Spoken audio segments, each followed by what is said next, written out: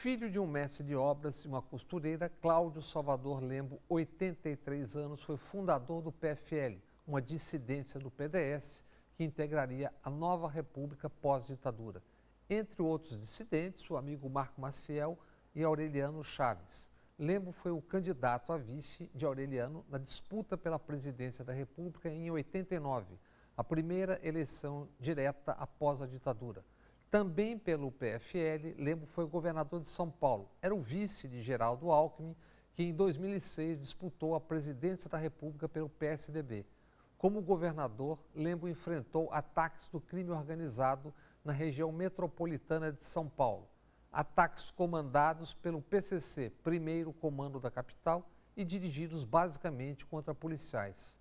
Cláudio Lembo foi importante liderança na política na Arena, um partido de apoio ao regime militar instalado pós-golpe de 1964. Lembo teve um papel importante nas articulações do processo de abertura democrática no país, sendo expulso da Arena por ter se encontrado no Paraguai com Leonel Brizola, então líder da esquerda trabalhista, que estava no exílio. Lembo é advogado, professor de Direito e ex-reitor da Universidade Mackenzie, em São Paulo. Foi diretor para assuntos legislativos do Banco Itaú por 35 anos e ex-secretário de Negócios Jurídicos da Prefeitura de São Paulo durante o governo Kassab. Profundo conhecedor do poder e seus caminhos, Cláudio Lembo está no TVE Entrevista Especial. É um prazer tê-lo aqui. Muito obrigado no TVE Entrevista Especial. O senhor foi governador de São Paulo, vice de Geraldo Alckmin, foi secretário dos prefeitos Jânio Quadros, Paulo Maluf, Olavo Setúbal e Kassab. Foi prefeito interino algumas vezes, foi um líder importante na Arena, no PFL, no DEM, supostamente partidos conservadores e liberais, mas as suas opiniões nos últimos anos, 10, 12 anos, têm surpreendido pela clareza, dureza, por serem libertárias e muitas vezes até quando contrapostas às chamadas esquerdas, até mais duras. Como é que o senhor se define como político e cidadão? O que eu sempre fui como político, eu sempre fui um liberal. Os liberais são aqueles que acreditam efetivamente na liberdade. Hoje em dia, confunde-se o liberal clássico com o neoliberalismo, que não tem nada a ver, porque é o interesse econômico, o interesse não político em si. Como liberal, eu tenho que dizer a verdade. Acreditar na liberdade, acreditar naquilo que é efetivo, que é aquilo que se constata no dia a dia. Por isso que eu digo a verdade quando posso. Daí pode assustar alguns, mas aqueles que são efetivamente liberais, que acreditam na liberdade, sabem que eu estou agindo certo. 18 de maio de 2006, naquele dia o senhor tinha dado entrevista para a Mônica Bergamo, nós conversamos, eu e o senhor, de noite no Palácio, e o senhor deu uma entrevista muito dura, isso durante os ataques do PCC. Nessas entrevistas históricas, o senhor atacou, aspas, uma burguesia muito má, uma minoria branca muito perversa, cruel. O que o levou a um desabafo tão duro, inesperado e incomum? Em primeiro lugar, o sofrimento que eu vi na periferia de São Paulo. A periferia de São Paulo é uma das regiões mais pobres do Brasil. O senhor estava como governador? Eu era governador, conhecia São Paulo, vivi sempre em São Paulo, sou paulistano nato, portanto tenho uma longa vida em São Paulo. Mas tendo visto como governador, numa posição de comando, aquela miséria, aquilo me deixou muito dolorido. E, acima de tudo, o cinismo de muitas pessoas impedirem que a polícia, ou particularmente as duas polícias de São Paulo, a civil e a militar, agisse com um rigor total para destruir e matar a pobreza que eles achavam que eram criminosos. Isso durante o ataque do PCC. Durante o ataque. E não é. O PCC é um pequeno comando de miliantes, mas nada excepcionalmente grande. É uma lenda que se faz em torno do PCC. E isso me deixou revoltado, porque eles iam ao Palácio me pedirem que fosse exigido uma força exagerada contra a miséria. Isso que eu queria, por acaso, o senhor estava dando entrevista para Maria Lídia na TV Gazeta e eu era um dos entrevistadores e eu me lembro quando o coronel, se eu não me engano, um oficial entrou e lhe segredou alguma coisa. É verdade, foi a morte do dia 12 de maio, bombeiros. Quando estava começando o ataque do PCC. Foram 2 bombeiros que morreram. Mas um dia a gente conversando, o senhor me disse pela sua trajetória, o senhor trabalhou, se não me engano, 35 anos como diretor de assuntos jurídicos do Itaú, o senhor foi secretário de prefeitos. O senhor me disse que o senhor teria tido ali uma ruptura, não sei se com o estamento anterior, uma ruptura psicológica. Como é que o senhor viveu aquele momento ali e por quê? Em primeiro lugar, não tinha buscado o poder em si. Não foi uma conquista minha pessoal, foi uma circunstância da vida. E aí eu tive a capacidade de perceber tudo que eu havia vivido no passado e como tudo tinha sido tão falso na realidade brasileira. A realidade brasileira é uma realidade amarga, porque tem duas realidades, uma verdadeira, existente nas periferias das grandes cidades, e uma que existe nos palácios.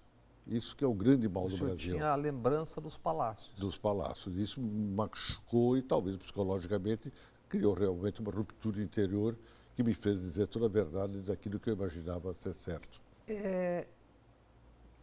Quem, não precisa dizer nome, mas qual foi o nível de pressão e de quem? Eram grandes empresários? Quem é que cobrava o senhor? Muitos empresários, muitos políticos, mas particularmente empresários. Os empresários nesses momentos são extremamente reacionários. E nós vimos há pouco, no episódio da queda da presidente Dilma, como houve a reação e um ódio excessivo e criado artificialmente no Brasil, que foi um grande erro. Mas o que eles lhe cobravam? Cobravam que a PM agisse com rigor total, ou seja, fuzilamento geral na cidade. E não podia acontecer isso. Aquilo era basicamente um ataque a policiais, pelo que me recordo. É uma história muito obscura que até hoje eu não entendi o que houve efetivamente. Mas as vítimas eram basicamente policiais. As vítimas foram basicamente policiais e também não se sabe o que os policiais fizeram para que houvesse sido aqueles episódios todos. Se diz que existe ou existiria um armistício, uma trégua, um nível de convivência entre o PCC, àquela época, ou de lá para cá mais ainda, e o Estado, as polícias. Existe isso, de fato?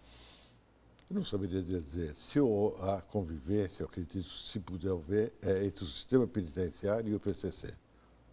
E aí é um estudo sociológico, antropológico muito difícil, porque também não há revoltas e também não há violência que havia anteriormente nos presídios, particularmente de natureza sexual e de natureza física, inclusive.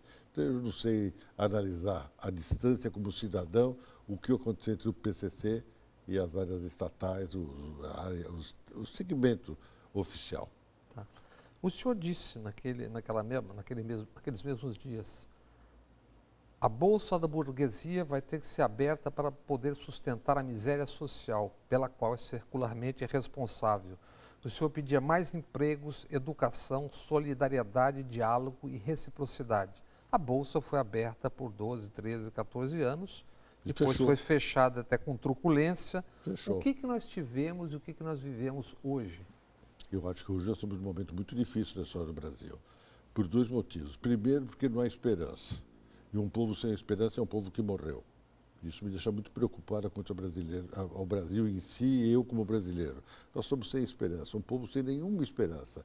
Porque no passado nós tínhamos as ideologias. Havia os de esquerda que defendiam as suas posições, certas ou erradas, mas defendiam, e a direita defendia as suas posições, certas ou erradas. Hoje nós não temos mais nada, é uma massa frágil. Não temos lideranças, não temos personalidades, temos uma fragilidade moral exposta de uma forma agressiva.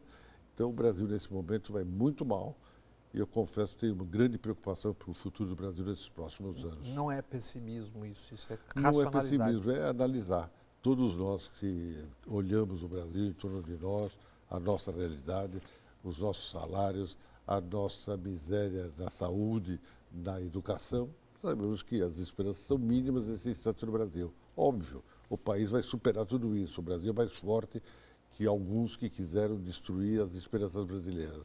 Mas nesse momento nós estamos num momento extremamente difícil. Ainda voltando àquele episódio, que é um episódio decisivo, houve um descompasso. O senhor me parece que ficou muito irritado com os setores da mídia ou com a mídia. Qual era o descompasso entre o que o governador Cláudio Lembo estava vendo e o que estava sendo noticiado? É um grande problema da mídia e particularmente a mídia eletrônica. Naquela época não havia internet. Começava o telefone celular, que foi um objeto de comunicação entre as pessoas e criou também um grande pânico. Mas a mídia eletrônica, a TV particularmente... O senhor está se referindo? A televisão privada, ela tem interesse comercial e ela coloca então as grandes imagens todas as vezes novamente através de vídeo. E isso é um grande problema, porque aquilo que passou há algum tempo atrás volta no presente como uma realidade atual. E isso cria um sentido psicológico muito amargo na população, muito perigoso. Mas especificamente o que o irritou tanto ali? Qual foi o fato, o objetivo que ele deixou? A reapresentação do mesmo problema durante semanas de forma igual. Como se tivesse acontecendo. Como se estivesse acontecendo naquele instante. Era a vídeo e o que não mostrava. Hoje, infelizmente, já costuma se colocar ao vivo, em vídeo ou amostragem. Isso já melhorou um pouco. Mas, de qualquer maneira, a televisão é muito forte. Ela cria problemas muito sérios nas pessoas. Mas isso é interessante entender até numa pessoa com a sua vivência, com a sua história. Essa ruptura que o senhor disse é algo que já vinha se dando, ela tem outros fatores ou o fator realmente foi a tomada de consciência do que era? Tomada de consciência não se toma num só dia, num momento específico, a não ser por um ato de insanidade.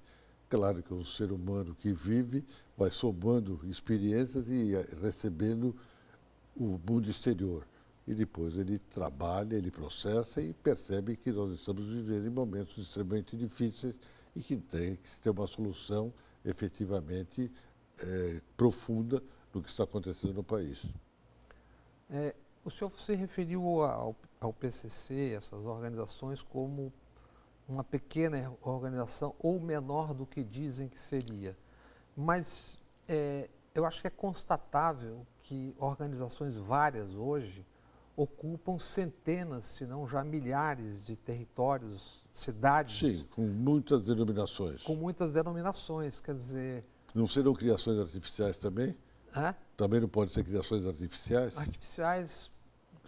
Pode haver a criminalidade, sempre houve, mas não é no nível que se coloca. Mas ocupam territórios que não são ocupados. Sim, em algumas cidades. Em São Paulo não ocupa. Tem lugar que a polícia não entra. Em São Paulo eu não acredito, acho que entra em todos os lugares. Não faço isso como paulista, falo como alguém que... Em São Paulo eu acho que a polícia em todos os lugares que queira, principalmente a polícia militar. Onde o Estado e a sociedade erraram permitir que isso ganhasse essa dimensão que ganhou? Por exemplo, Rio de Janeiro, e várias cidades do Brasil já estão assistindo. São Paulo. Eu acho que nós erramos. Primeiro, nós não temos coragem de assumir a nossa pobreza endêmica. O Brasil é um país endemicamente pobre. Dirão que o senhor é um perigoso bolivariano, esquerdista. E aí que está o grande perigo, essa tolice de não se perceber que é preciso analisar a América Latina como ela é, a partir de Bolívar, que era um romântico, e a partir de outros grandes pensadores que imaginaram a América Latina. Eu tenho me interessado na velhice pela América Latina e sei que tem pensadores notáveis. O Sarmiento na Argentina, o Alberdi na Argentina, o Maldonado no Equador, e assim vai, o Abelos no Chile e na Venezuela. Tem gente notável que pensou a América Latina como ela deve ser pensada. E, infelizmente, hoje há temor de mostrar a América Latina e estudar a América Latina. As elites têm um medo, ficam de costas, ingenuamente, ridiculamente. Somos todos iguais na América Latina. Somos todos miseráveis e alguns vaidosos.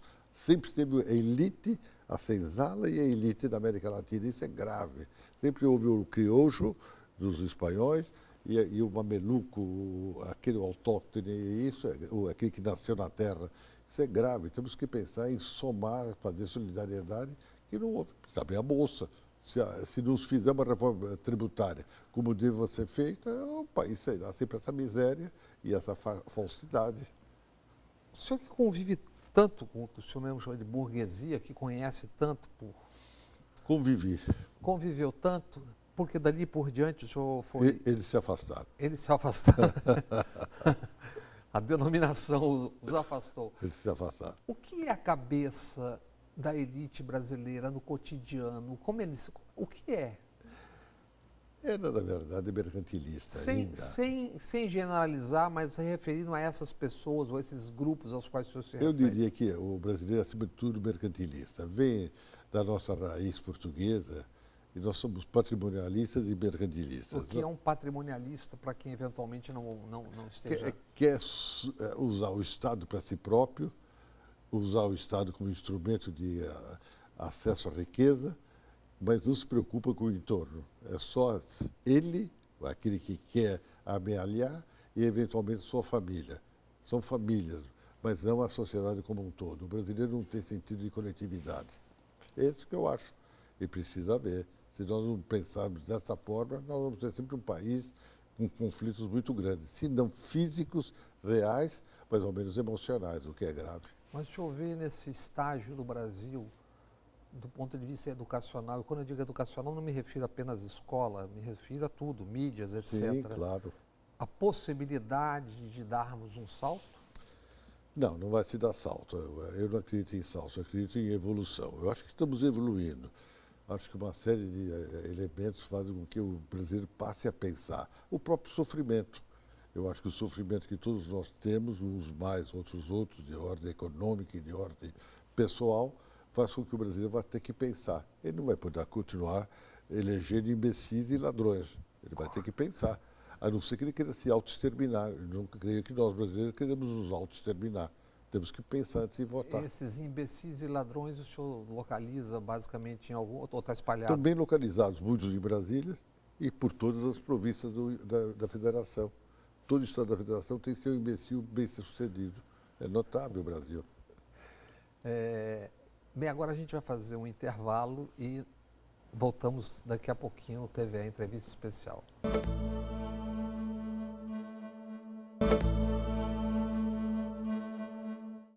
Estamos de volta com o TVE Entrevista Especial, que hoje recebe o jurista e ex-governador de São Paulo, Cláudio Lembo.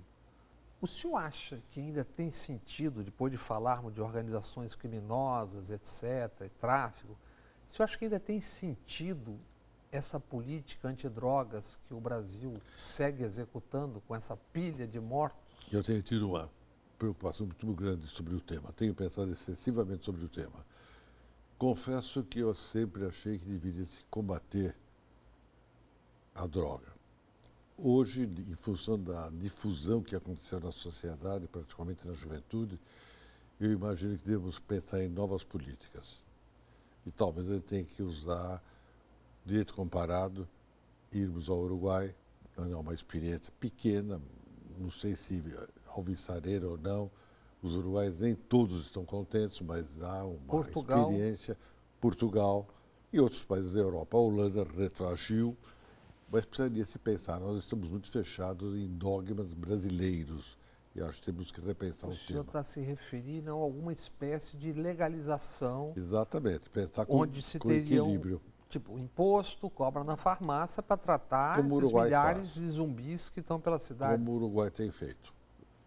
Que é o exemplo mais próximo aqui do nosso, no Cone Sul.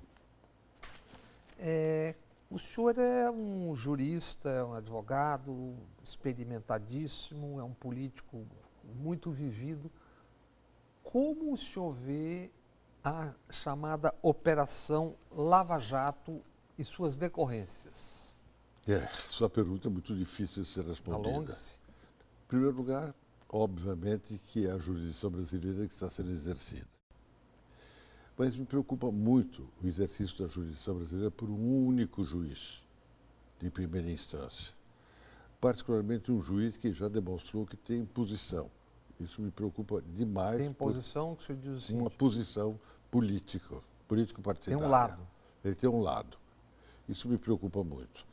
Eu vejo que um partido e seus membros têm sido objeto de análise, de processos. PT. O PT. E, do outro lado, os outros partidos que também praticaram as mesmas ações, ninguém é analisado. Ou quando é analisado, é tardiamente, com prescrição à vista. Então, eu confesso que me preocupa muito. Primeiro ponto. Segundo ponto, eu confesso também a minha grande preocupação no desmonte da indústria brasileira. Primeiro, os empreiteiros que sempre foram extremamente vulneráveis moralmente. Não vamos ter sonho. Empreiteiro sempre foi um problema no Brasil. Desde Roma antiga, aliás. Desde Roma antiga. Tem a famosa piada que desde Roma o empreiteiro é assaltante dos cofres públicos. Passando pelos nossos durante muitos anos, durante Brasília, o Império, etc. Brasília agora, mas o passado do Império. E não vamos entrar porque aí vamos dar muitos nomes do passado. Então isso me preocupa muito, porque está desmontando o que nós tínhamos de razoável tecnicamente. Dando uma pausa, eram na verdade multinacionais que estavam em 25, 23 países, cada uma dessas grandes empreiteiras. Exatamente, em toda a América Latina, algumas delas, e na África e até nos Estados Unidos. Isso me preocupa e não sei insinuar um interesse externo e uma ingenuidade de alguns que eu acho interessantíssimo um fato. Tem ministro do Supremo Tribunal Federal que, quando quer dar entrevista, vai para Harvard, vai para Cambridge, na Nova Inglaterra. O ministro de primeira instância vai para Nova Inglaterra, nos Estados Unidos. Vai ser homenageado agora na Câmara Americana. Isso em Nova York. E com bancos e a Petrobras, o que é incrível, pagando cotas de $26 mil para patrocinar então, eu confesso que isso me deixa um pouco preocupado. Não tenho motivo de ter alguma insinuação, mas tenho motivo para ficar preocupado como brasileiro, porque alguém brasileiro é tão chamado para dar entrevistas em Cambridge e em Nova York. Por quê? Não sei. Mas é uma coisa que deve ser interrogada e o futuro tem que responder essa questão presente. Tem pensadores como o linguista Chomsky, dezenas, que veem nesse caso, na verdade, uma interferência externa dos grandes negócios. Há outros setores com os quais o senhor esteja preocupado ou atento em relação a esse mesmo tipo de raciocínio não, agora? Eu acho que hoje os partidos não fazem política. Os governos nacionais não fazem política. Quem faz política é o mercado. Isso toda a gente sabe que a dominação do mercado é total, é plena na mentalidade das pessoas e dos estados nacionais. Então, eu fico preocupado com o Brasil. Não está havendo uma interferência excessiva de mercados externos, de mercados centrais, num país periférico como o Brasil, que estava crescendo excessivamente. Eu sinto isso, mas não tenho uma resposta. Pelo que se diz, só nesse setor de empreiteiras, entre empregos diretos e indiretos, mais de 1 milhão se foram. Nesse ponto. E a carne? O grande exportador de carne. O episódio da carne. É muito grave. Eu não entendi. De repente, como num passe de mágica, a carne brasileira tem seus problemas. O setor financeiro, o senhor vê algum risco? Bancos? Interessante.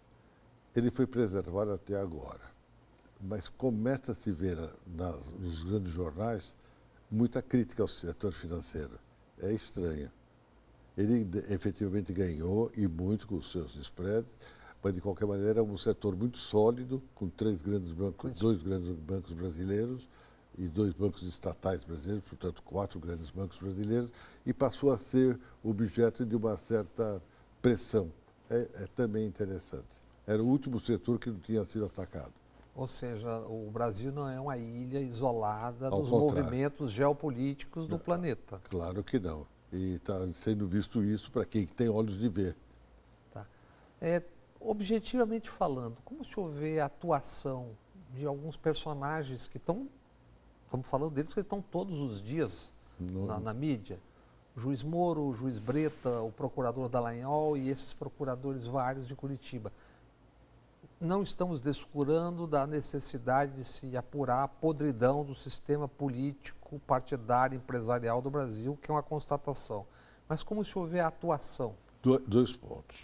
Eu sou velho e os velhos advogados tinham uma visão dos juízes muito sóbria. O juiz só falava nos autos. Só falava na hora da sentença. Só. E isso é do direito internacional. O Piero Calamandrei, um italiano liberal, ele dizia, tem um livro clássico sobre o advogado, o juiz visto pelo advogado, e que o juiz não fala a não ser nos autos. Ele tem que ter sobriedade, tem que ter equilíbrio. Na hora da sentença. na hora da sentença. Ele não tem que ser uma figura que se expõe. O juiz tem um pouco de missionário, tem um pouco de sacerdócio. Mas o juiz brasileiro virou uma vedete. Todo dia ele dá entrevista, todo dia ele fala, todo dia ele agride alguém e tem prazer de agredir. Então, eu não sei o que está acontecendo, alguma coisa está equivocada. Os meninos do Ministério Público, então, que são muito jovens, e isso é um grande problema, são muito jovens, a juventude nem sempre tem a experiência da vida, também dão entrevistas a todo momento e se expõem de uma forma excessiva. E, acima de tudo, o que me deixa profundamente surpreso são os vazamentos. Se é segredo de justiça, por que vai parar na tela de uma televisão? Eu não entendo. Alguma coisa está errada nisso. E aí o Conselho Nacional de Justiça silencia. E o Supremo Tribunal Federal silencia. Algo está errado nesse país. Não, tem um episódio clássico nesse processo todo, que é o vazamento da conversa da presidente Dilma com o presidente Lula. Que era em parte ilegal, porque foi gravada além do tempo e que o próprio juiz vaza. Exatamente. E ali não era uma conversa privada de um presidente da República com um ex-presidente. Então, eu confesso que eu ando preocupado com o Poder Judiciário brasileiro e o Ministério Público brasileiro. Está saindo dos seus limites. Mas o senhor acha que o Supremo tem tido que papel nisso? Ou que ausência tem tido nisso? O Supremo e a STJ? É uma coisa gravíssima. Porque nós, brasileiros, sempre tivemos um instituto que dava equilíbrio ao país. O poder moderador do Império, que era interessantíssimo, que foi examinado muito sobre visão histórica, sociológica, jurídica. E o Supremo substituiu o poder moderador do Império, desde o começo da República, desde 89, como o Instituto Moderador, o poder moderador da República. Infelizmente, os 11 ministros do Supremo tornaram-se 11 repúblicas autônomas. Ilhas que falam que cada um fala o que quer e não fecha o pensamento comum. Primeiro ponto. O segundo ponto, que me deixa muito preocupado, é que as opiniões são muito antagônicas. Há um antagonismo incrível, inclusive de natureza pessoal, que não é possível. Eles teriam que ser exemplo de equilíbrio, de bom senso, deviam ser exemplo de civilidade, ou seja, de tratamento educado. E, no entanto, se agridem como se fossem primitivos, bárbaros. Sabe, chegou a ser um momento que o Supremo Tribunal Federal do Brasil e as suas decisões é como Mona Lisa, cada um entende como quer. Aquele sorriso eu não sei o que é. Cada um entende o Brasil como ele quer, é Mona Lisa. O senhor acha que isso tem a ver com... O senhor acha que é transparência ou não a transmissão direta? E mais, se eles estão excessivamente suscetíveis a um poder ainda maior, que é a chamada mídia de massa? Eu não sei responder, eu acho o seguinte, é uma situação extremamente complicada. Televisionamento de sessão do Supremo só tem no Brasil.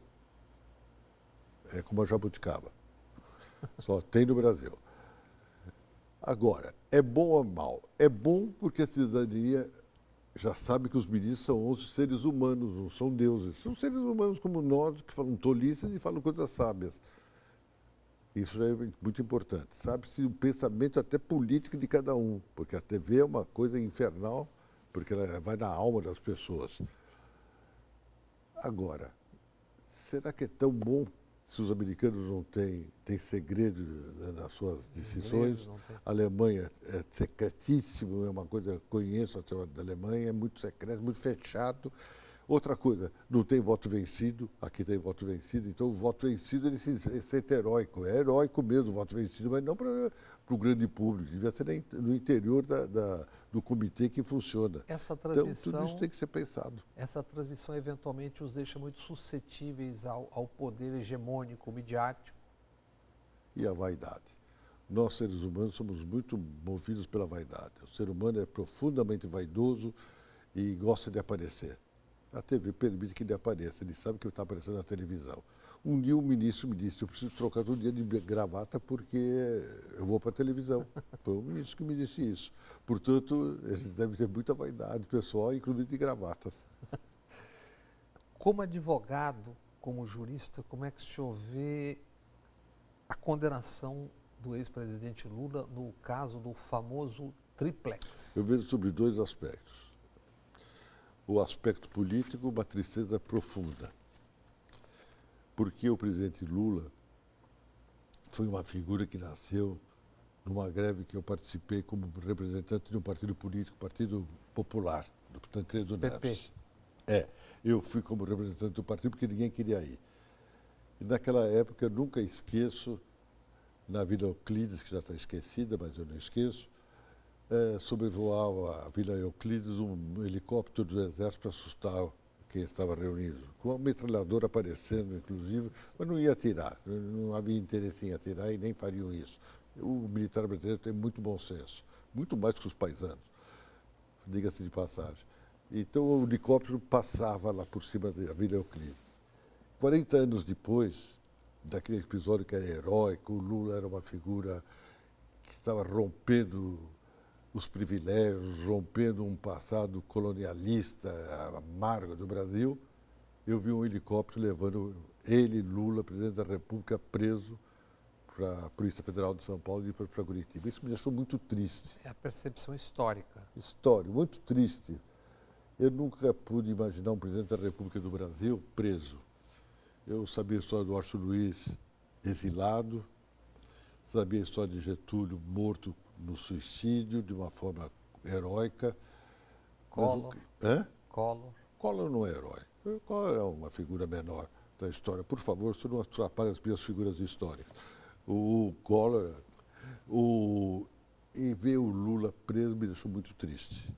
Esse é um ponto. Então, da sua pergunta. Segundo ponto, a sentença em si, eu não conheço os autos.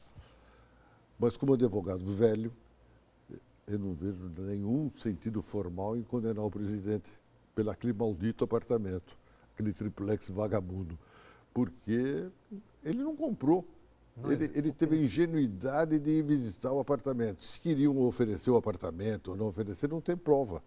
Então, a partir de suposições, condenar um ex-presidente... O senhor tem que ter a escritura, a chave, etc, etc. Eu não sei se ele ia querer ou não o apartamento. É tão ruim o apartamento que ninguém quer comprar, deve ser ruim. Então, eu não estou entendendo o que aconteceu. Eu não posso, por suposições e indícios, levar à prisão o presidente da República e em prisão ainda, que é uma carceragem da pior espécie, porque é o isolamento total. E essa semana, essa coisa dos dois pesos e duas medidas, semana passada apareceu, a propósito de institutos, apareceram e-mails Marcelo Odebrecht com pedidos atribuídos ao ex-presidente Fernando Henrique Cardoso para o seu instituto. Isso acho que em relação ao que o senhor disse no começo, de se enxergar de um lado e não se enxergar de outro. Aí eu me lembro bem a grande figura do inglês socialista, George Orwell, que uns são mais iguais do que os outros. O doutor Fernando Henrique agradou a burguesia e foi recebido pela burguesia, então pode receber dádiva dos empresários, não tem mal nenhum. O Lula, coitadinho, um operário que teve a ousadia de querer ser burguês. Então o erro é do Lula. Ele devia saber que ele nunca seria recebido. Ele foi, na verdade, usado. E isso é triste, muito triste. Eventualmente ele vai assistir lá na sua cela esse programa e eu diria que tristeza ele ter sido envolvido da forma que foi pela burguesia. O que o senhor acha que depois da condenação o Lula tinha alguma alternativa? Ele teria uma outra alternativa além de estar lá onde está agora, na cadeia em Curitiba? Não sei. É uma pergunta muito difícil para ser respondida, porque é muito subjetiva. Só ele pode responder e os amigos dele, os companheiros dele. Aqui, só entre nós dois aqui. Então, eu diria entre vocês, nossos amigos baianos, que eu acho que o Lula errou. O Lula devia ter ido para uma embaixada. Ele não podia se entregar. Um líder não se entrega. Ele aceitou, como todos nós pequenos burgueses, a justiça, que não sei se é justiça ou injustiça, que fizeram com ele. Ele aceitou. Então ele é fraco, foi fraco. E as pessoas fracas não são bem recebidas pela sociedade. Então, colocando-se, já que o senhor está tocando nesse assunto, de dizer que acho que o Lula deveria fazer a resistência fora do Brasil, se eu estou percebendo direito. Ele não tinha condições porque o brasileiro não se revolta. Nós brasileiros somos muito sábios, não vamos morrer por ninguém. Tem até um ditado que diz que o bom cabrito não berra. Não berra. O brasileiro não vai morrer pelo Lula, e não morreu pelo Getúlio, e não morreu por ninguém. E não vai morrer, portanto, pelo Lula. Então, o que ele tinha que fazer um ato heróico qualquer, não sei qual, também não sei. A história me diria que ele teria que ir para uma embaixada e ficar fechado na embaixada. Agora, se entregou, vai então, ficar preso. O que o senhor diria sobre o Zé Dirceu, colocando isso no lugar dele? O Zé Dirceu. O Zé Dirceu também, veja que é interessantíssimo. Ele se entregou, todos se entregaram com a maior facilidade. Nunca viu se entregar, líder político se entregar com tanta facilidade como foram os líderes do PT. O Zé Dirceu, o Genuíno, o Lula, e assim vai. O Palocci. Veja, o mal deles é que todos se interessaram por dinheiro. Eles não se interessaram. O Lula se interessou pelo Brasil, tenho certeza. O Lula tinha boa vontade, queria acertar, mas se envolveu pela burguesia. O senhor está dizendo que as campanhas, em resumo, que todas as campanhas do Brasil são financiadas da mesma forma. Foram. E que eles não poderiam financiar as suas campanhas dessa mesma forma. Diferente. Devia ter ido para o dinheiro do povo, com bônus popular, como faziam os partidos de esquerda na Europa em determinados momentos. Depois se perderam também, mas o francês, o italiano, houve uma época que se mantinham com bônus popular, com não festas Caixa populares. 2. Não, Caixa 2. Eles gostaram da Caixa 2. Mais uma rápida pausa no TVE Entrevista Especial, que hoje conversa com o ex-governador de São Paulo, Cláudio Lembo. Voltamos já.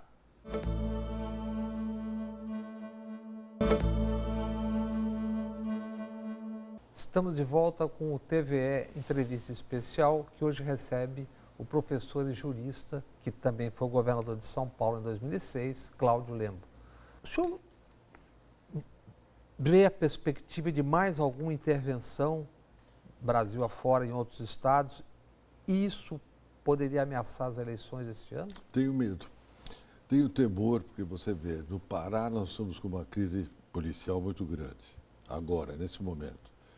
Temos crise policial nos vários estados do Brasil. A qualquer momento pode haver uma ruptura maior nas grandes cidades brasileiras.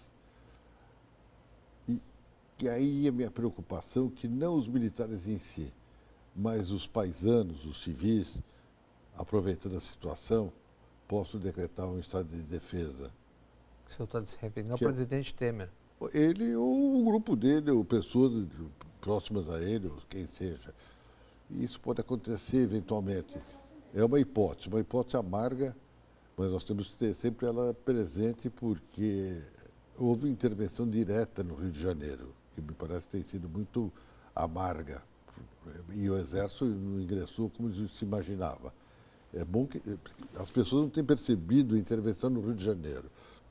No início, Brasília queria uma intervenção total com tropa na rua, como aconteceu na Copa do Mundo, como aconteceu nas Olimpíadas. O general sabiamente disse: eu vim para gerenciar, não para ocupar as ruas. E não tem havido exército na rua. Raramente aparece uma tropa que vá fazer... Porque eles perceberam que eles estavam sendo usados pelos civis, que aquilo foi um uso pelos paisanos do exército. E eles são sábios bastante, estudam o Estado-Maior, não são ingênuos. Perceba que aconteceu alguma coisa estranha no Rio de Janeiro. Não é aquela euforia inicial, vai para a tropa para a rua, vamos fechar, nada disso. Vamos gerenciar. E efetivamente só estão gerenciando e não estão em choque direto com a sociedade. E eles teriam, com jovens soldados, como ocupar cidades, tantas cidades? Não tem como.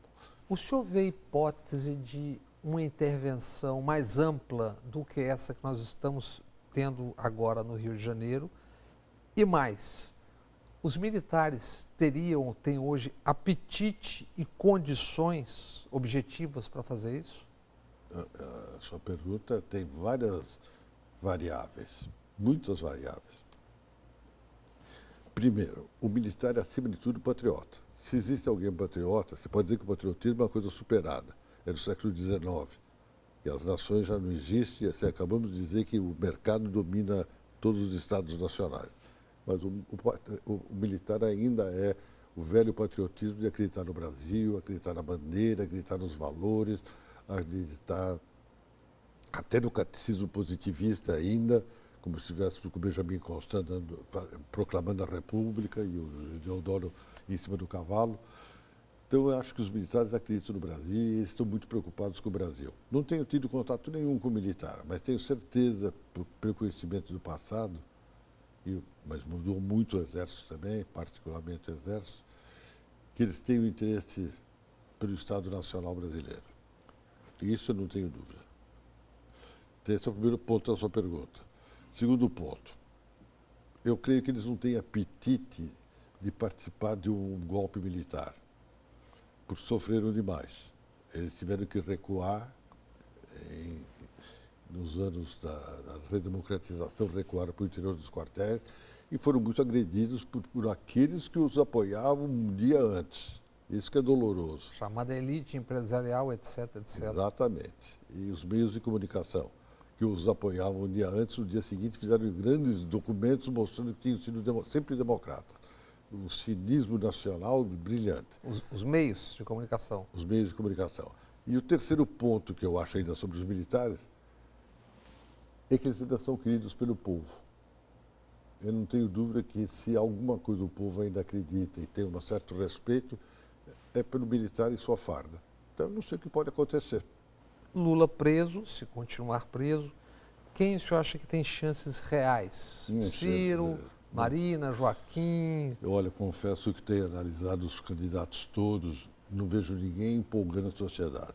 Nesse momento, falta ainda um período para a eleição. Quantos meses? 3, 4 meses faltam para a eleição. Não vejo, nesse momento, é possível que o Bolsonaro seja mais presente que os demais, por uma série de fatores. Vejo alguns candidatos muito enfraquecidos.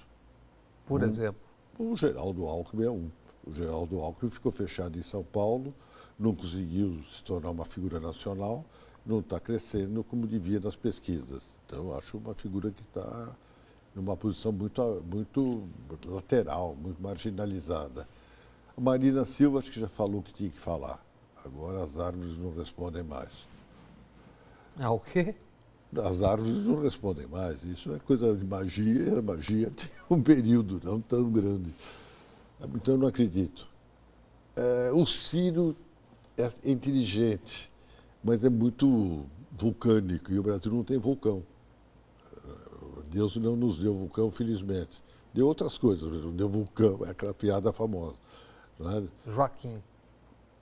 Não acredito no Joaquim.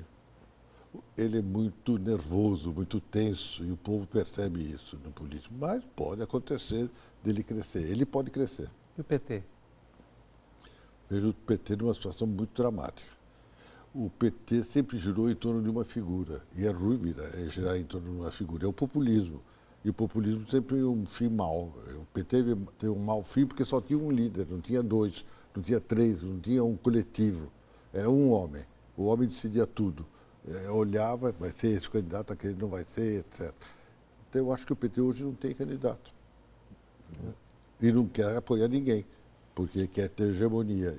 Então, eu acho complicada a situação do PT. E o senhor falou em militares, que impressão lhe causa Bolsonaro? E o que ele significa, ou significaria? O Bolsonaro, na verdade, não é o típico militar, o clássico militar. Primeiro, ele foi até capitão só. Ele não chegou às 4 estrelas famosas de general e nem 3 estrelas de general. Ele foi capitão. E agora eu me lembro uma piada muito boa do ministro Goberido Couto Silva, um militar que era um gênio da raça, como disse era baiano, o Cláudio, não era? Ele que dizia que o Goberido era o gênio da raça. E era mesmo, porque era inteligente, entendia o Brasil. Um dia eu perguntei ao Goberi, na intimidade, como estamos fazendo agora, o Hugo Abreu pode ser presidente da República? Você ficou louco? Ele me respondeu. Por quê? É paraquedista, você é um sujeito que pula lá de cima, com uma porcaria, vai ser presidente da República do Brasil. Então, Bolsonaro é paraquedista, eu tenho muito medo. E o que ele significa? O que ele encarna? Um paraquedista, um cara de uma coragem física imensa, mas perigoso, porque ele vai cair em qualquer lugar. Mas quem ele representa? Há o ódio atual contra os políticos. Ele se mostra antipolítico, anti-PT, anti-Lula. A onda é essa e ele representa essa onda. Quando o chamam de fascista, de fascista, o senhor enxerga isso, né? Acho que não, porque ele não tem uma doutrina. O fascismo tinha doutrina. Tendo vivido o que já viveu e visto o que o senhor já viu, como é que o senhor vê a arquitetura e o poder e o exercício da mídia no Brasil? Gravíssimo, porque ela está muito dogmatizada, está muito unilateral. Isso me assusta muito. Como ela só tem uma linha de direção, nós não temos capacidade de fazer dialética, o bom pensamento dialético, a síntese, para chegar à síntese. Só ter uma visão do mundo. Isso me deixa muito preocupado. Falta pluralidade. Falta pluralidade. O senhor fez parte do conselho curador de uma TV pública como essa TV Brasil. aqui, que é a TV Brasil. Uma experiência, como é que o senhor vê essa experiência hoje? Eu acho é positivo. Eu acho que as TVs públicas, por ingênuas que às vezes parecem ser, elas são muito positivas porque elas abrem a visão das pessoas e, acima de tudo, elas preservam as culturas locais, as culturas nacionais. Elas não se tornam mera exposição daquilo que é internacional. Ela é a visão localista, isso é importante. Como o senhor viu, primeiro, o que o senhor pensava quando via aquelas passeatas na Paulista com as pessoas com a camiseta da CBF de amarelo? O que lhe vinha à cabeça? Como o brasileiro é ingênuo. Como o brasileiro é ingênuo. Aqueles que derrubaram a presidente Dilma pensavam que iam colocar moralidade no centro do país. Parece que não foi isso que aconteceu. Aqui na Bahia, por exemplo, o Gedel Vieira Lima participou das passeatas, etc. E certamente amealhou muito dinheiro. O que foi o impeachment nessa situação atual? Olha, de descontrole? O Brasil é muito deformado, legalmente. Toda a América Latina, todos os países da América Latina, salvo a Argentina é meio deformada como o Brasil, mas os demais países são muito avançados politicamente. E todos têm o que eles chamam de juízo político.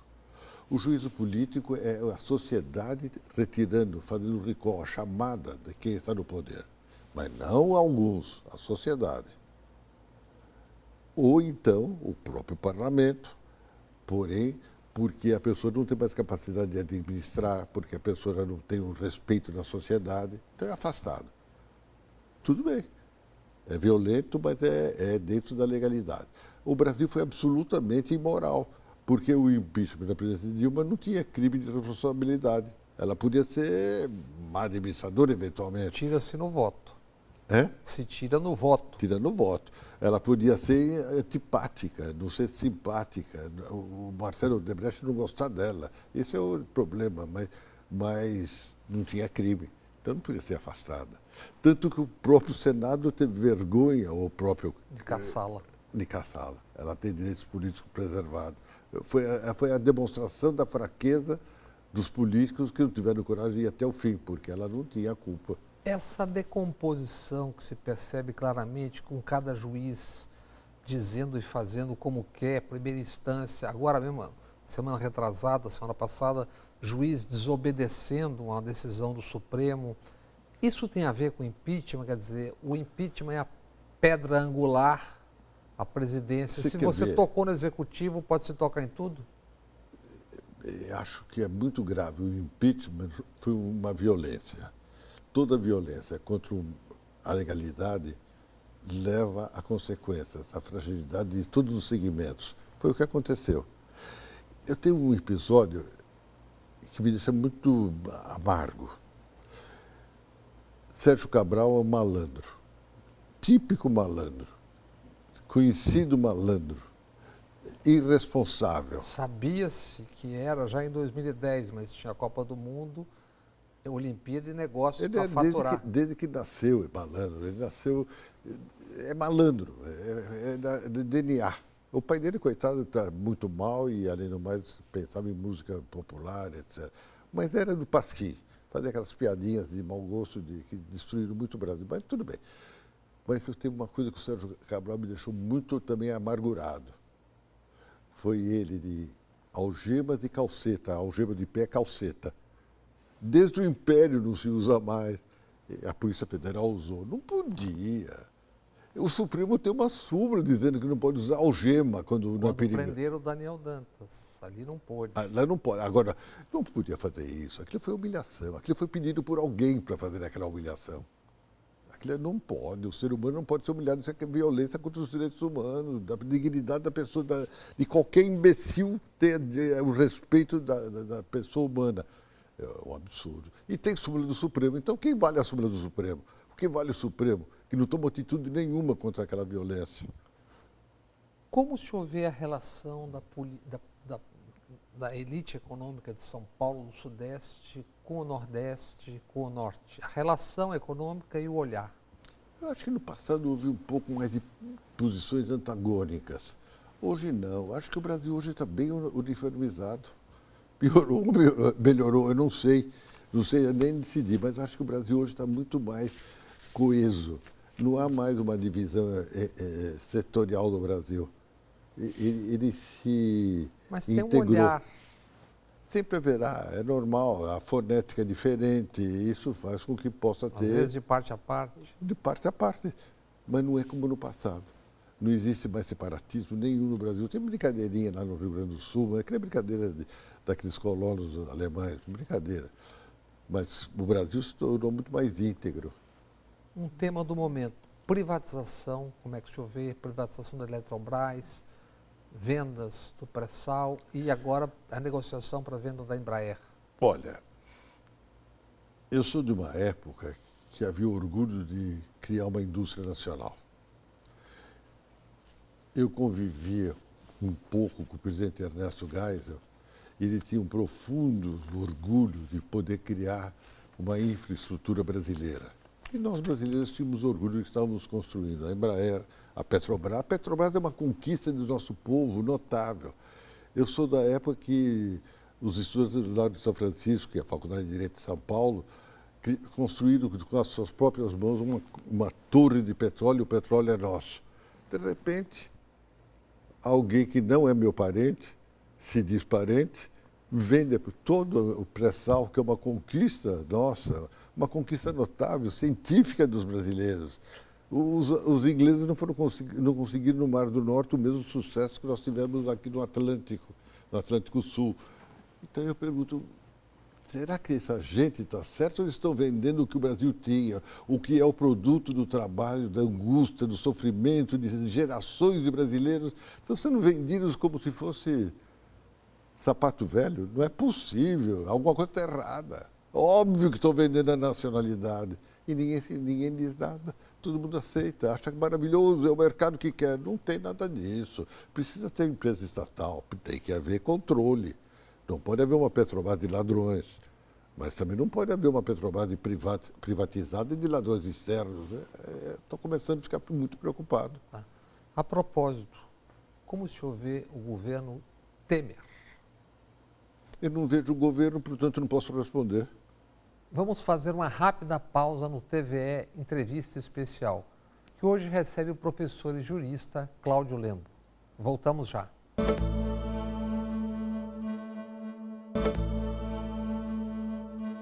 De volta com o TVE Entrevista Especial, que hoje recebe o jurista e ex-governador de São Paulo, Cláudio Lembo.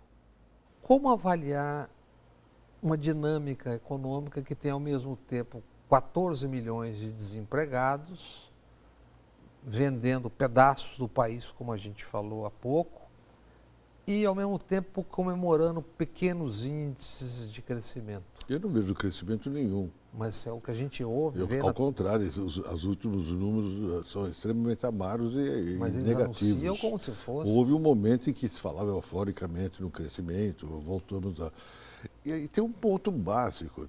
Não vem com heroísmo, porque toda economia, do tamanho da brasileira, economia que tem uma certa pujança, ela tem ciclos depressivos e depois ela retorna de forma muito suave para um patamar razoável. Portanto, não tem nenhum heroísmo, tem a realidade econômica de qualquer manualzinho vagabundo. Então, eu acho que não vejo nada otimista no Brasil. 14 milhões de desempregados é uma coisa patética. E mais que isso, o que me assustou muito foi a reforma trabalhista, dentro dos 14 milhões de desempregados. Porque a reforma trabalhista podia ser feita, mas com mais cuidado, com mais sensibilidade. Eles criaram certas situações que me deixam profundamente preocupado quanto à preservação de direitos conquistados durante um longo período da história econômica brasileira. A legislação trabalhista brasileira era uma coisa notável, estava consolidada. Podia ter excessos? Tinha, então vamos resolvê-lo. Mas quiseram fazer algumas situações novas que é cola da França e da Itália e da Espanha onde não está dando certo. O povo francês está na rua, o povo italiano está nas ruas e o povo espanhol está nas ruas. Portanto, alguma coisa está errada. Tenho tido notícias de que na base tem juízes que não estão considerando a reforma. Que também é tudo grave, a lei, estando como inconstitucional. Os juízes não estão considerando a reforma como verdadeira, estão dando... Por exemplo, aquele problema da gratuidade que acabou, que agora o vencido, a sucumbência paga. Como é que é para o nosso telespectador? O que é? Quando o trabalhador que apresentou a ação trabalhista contra o empregador perde, ele paga as custas e honorários advocatícios, a sucumbência. Isso é grave, o economicamente fraco fica muito frágil. Havia excessos. Os meus colegas advogados exageraram em dano moral, etc. Sim, é verdade. Mas eu acho que precisa ter um certo equilíbrio quando se pensa em grandes alterações. Falando disso tudo nós estamos falando aqui, qual é a responsabilidade dos meios de comunicação em relação a tudo que o Brasil vive hoje? Qual é a dimensão disso? É muito grande, porque ele forma opinião pública. Ele cria momentos de emoção, e esses momentos de emoção não são racionais, são meramente emotivos. Isso é muito grave na democracia. Países como Inglaterra, Alemanha... Também sofrem o mesmo problema. Mas tem uma diferença. Mas tem a vantagem de ter TVs públicas. A Itália, então, tinha uma TV para cada partido no tempo da grande democracia italiana. Hoje também é má, mas na época boa ela tinha os comunistas, a democracia cristã, e assim ia. E era estatal. E é estatal. A RAI é a grande TV italiana. Mas tem as TVs públicas, para a Alemanha, Inglaterra, financiadas pelos próprios... Por nossos contribuintes. Regulação econômica da indústria da comunicação, há uma reação muito grande. O artigo 220 da Constituição está aí, que ninguém mexe. Que diz o quê? Diz que tem que ser regulamentada os meios de comunicação. Não pode haver monopólio. Voltando ao começo, o senhor sentiu isso na pele naquele episódio do PCC? Muito, e particularmente a agressividade de alguns donos da mídia eletrônica do Brasil. Especifique, por favor. O senhor quer saber quem foi? Por exemplo, eu fui muito destratado por um menino chamado William Bonner. Foi muito deselegante, não comigo, mas com o governador de São Paulo. Ele queria ser autoritário, ele queria que o exército assumisse São Paulo. E isso ao vivo no jornal dele, com repercussão nacional. Foi uma pena, porque não se faz isso. Não se pode impor publicamente a ninguém, principalmente a um governador eleito, pelo voto popular, algo que não seja a expressão popular e que seja a vontade unilateral de alguém. O senhor tocou na questão que é importante, que é a coisa da questão dos governadores e suas polícias. Não lhe parece episódios no Ceará, que mesmo na Bahia, em vários lugares se teve em que governadores são quase que postos contra a parede.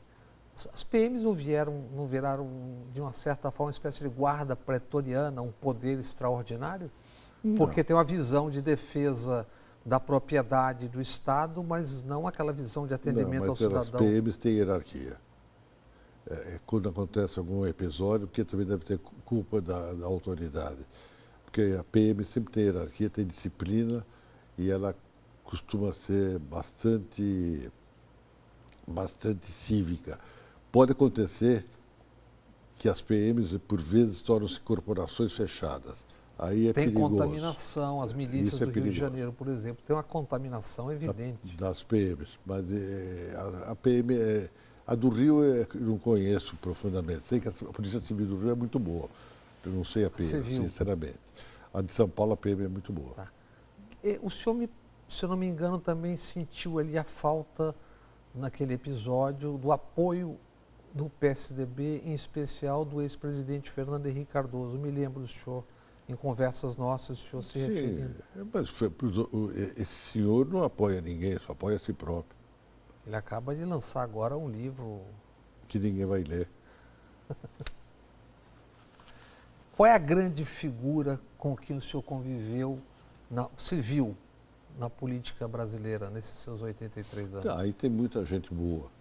Tem um baiano que eu tenho grande admiração, Josafá Marinho.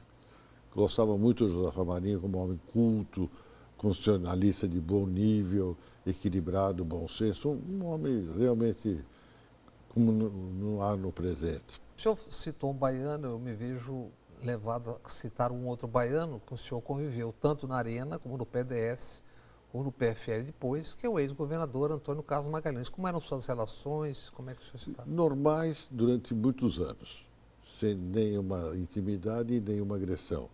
Quando eu fui governador, ele agrediu em função do PCC.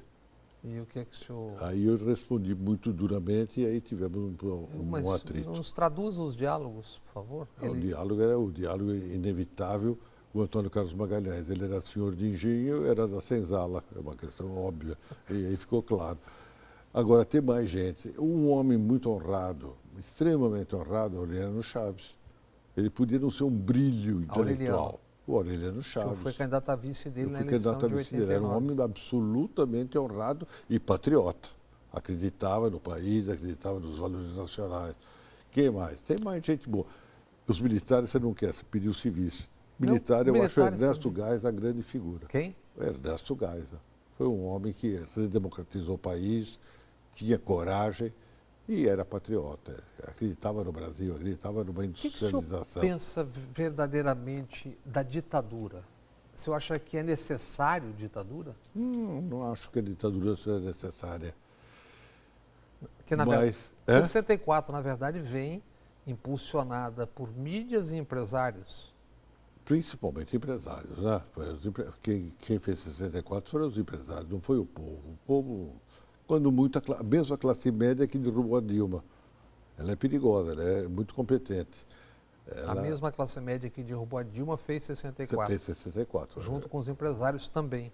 64 precisou tropa. Aqui não. Aqui só os meios eletrônicos, só a televisão. A leniência do judiciário, que aceitou certas jogadas, tipo, por que Eduardo Cunha teria sido afastado depois e não antes de pôr o processo para andar? Foi usado. Outro que foi usado, né? Como usaram pessoas. E continuam usando. É interessante, eles são competentes. O que temos pela frente? Uma eleição, se houver. E se houver, vamos ver o que acontece. Mas o senhor realmente teme que não aconteça a eleição? Temos sim. Acho que as variáveis são tantas e a situação é tão frágil politicamente que eu temo. Mas me dê exemplos, por exemplo, o que Eu coloquei as situações das polícias nos vários estados do Brasil. A miséria presente nos grandes municípios brasileiros. É uma tragédia humana da pior proporção, a queda do prédio. O prédio no centro a queda do de São prédio. Aquilo, São Paulo é um prédio caindo por inteiro. A riqueza de São Paulo é uma falsidade, é uma aparência, não existe. Portanto, Que o ex-prefeito Dória referiu-se, na verdade, a uma ocupação. Cidade linda. Ele disse que foi uma ocupação feita por uma facção criminosa. Falou que é uma ingenuidade, uma grosseria, não tem cabimento.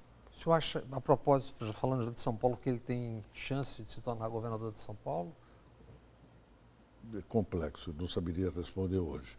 Possibilidade tenho, a não ser que cresçam outros candidatos. Nesse momento seria ele. Qual a sua relação com a Bahia, além desses dois líderes políticos que o senhor citou, Josafá e Antônio Carlos Magalhães? O senhor tem relação maior com a Bahia, ou teve? Relação pessoal não, mas histórica sim. Qual brasileiro que não sabe o que é a Bahia, o que ela representa, os grandes momentos históricos da história do Brasil.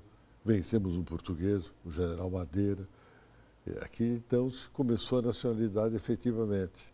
Portanto, até o baiano comemora a independência em data diferente. No 2 de julho. O 2 de julho e não o 7 de setembro, que foi o grito do português. Portanto, aqui tudo é diferente e vocês são o Brasil efetivo, a raiz brasileira.